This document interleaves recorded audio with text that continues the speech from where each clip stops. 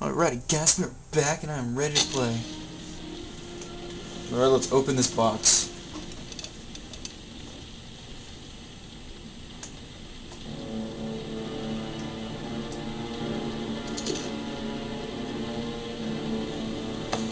Origami figures. And a gun. And a little phone thing. Oh, I don't know what it is because I know that's not a phone.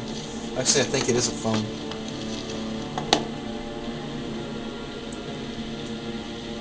Origami figures the shape of animals and insects. A gun.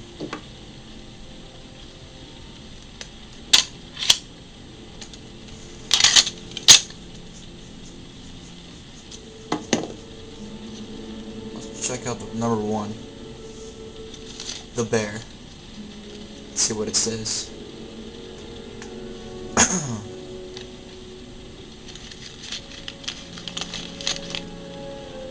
Are you prepared to show courage to save your son? Joe's Garage and Parking Lot, 4988 Roosevelt Avenue, Lexington.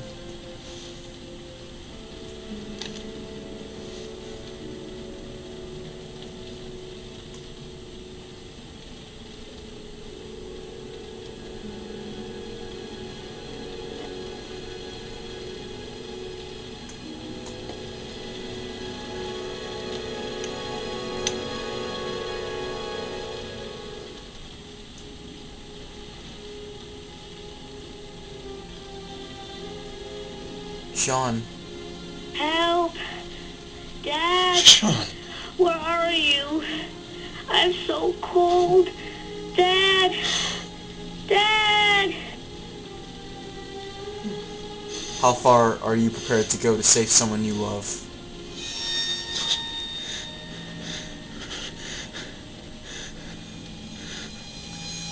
Five origami figures. Each figure is a trial. Each trial provides letters. The letters reveal an address. It'll give us the location of Sean if we complete all of his trials.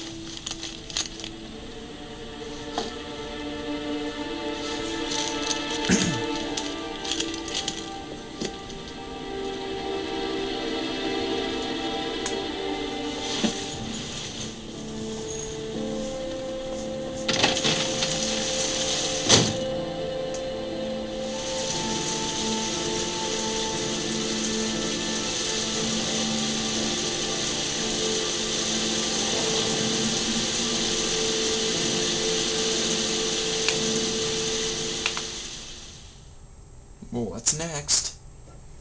We've got Norman Jayden.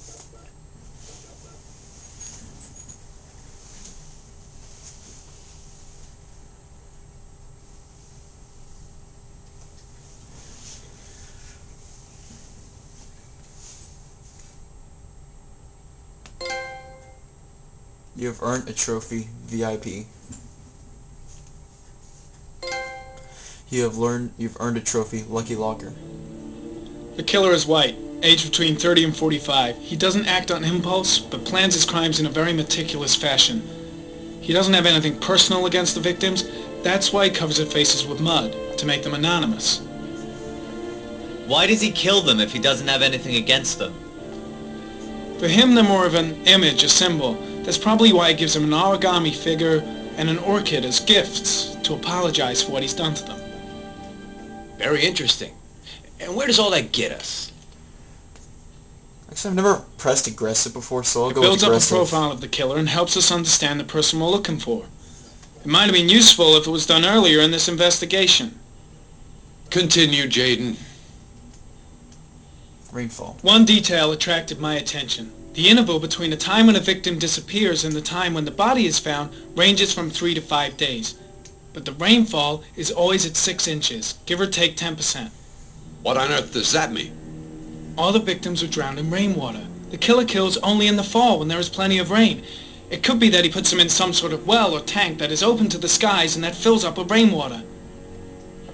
The more it rains, the less time the victim has to live. Then I studied the geographical distribution of the murders. Generally, a killer commits his first murder near to where he lives, so he has a safe place to flee to if any complications arise. The more confident he becomes, the further he roams from his base.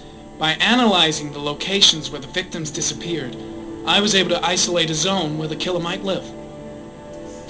And what size is this, zone? For the moment, about 10 square mile. Oh, great.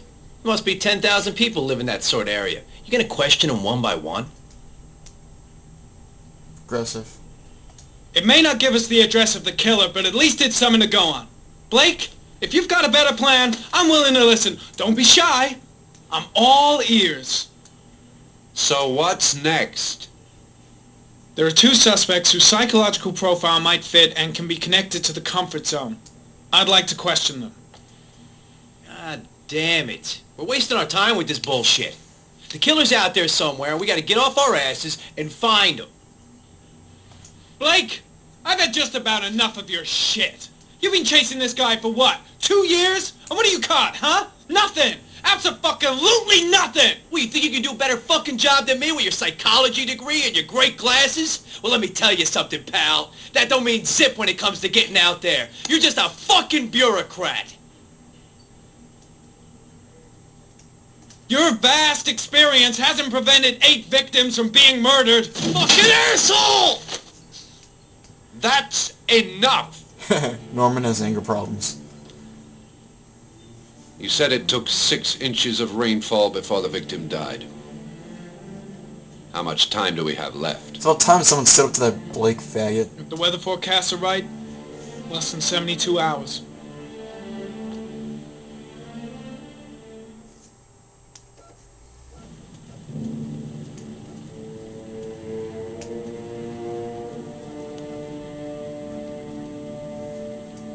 Nathaniel Williams is our prime suspect. He's already been questioned, and he lives in the exact geoprofiling zone. See you guys. Screw that. Norman has anger problems. Well, it's about time someone stood up to Blake, because he's a fag. No answer. We waste our time coming here. Maybe we should have a little look inside anyway. There's nobody home. I don't think that's legal. There is now. I'm not sure that's entirely legal. Call the cops. Call the cops. That's a joke, guys. It wasn't funny. Not that funny.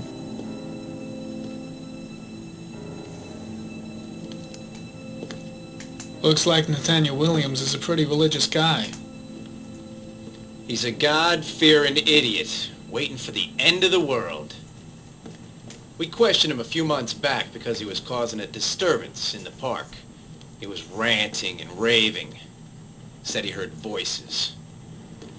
Had this idea in his sick little head that I was the Antichrist. I'd come to Earth to persecute him. Real twisted. Who wouldn't call Blake the Antichrist? He is a jerk. What kind of religious guy wouldn't call him the Antichrist? He's a big jerk.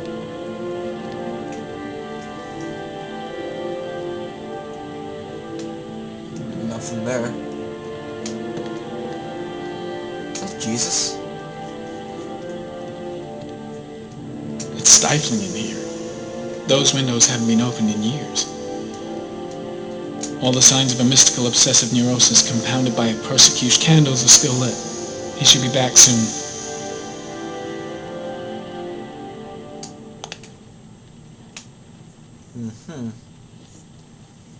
The guy's taking a break from reality, holed up here in this crazy apartment.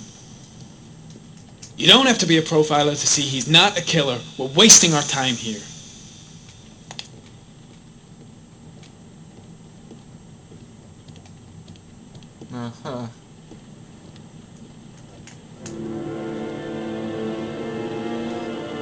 Man, he's got a lot of candles and writings and crosses. Gosh.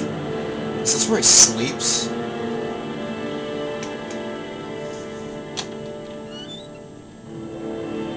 got a lot of medication.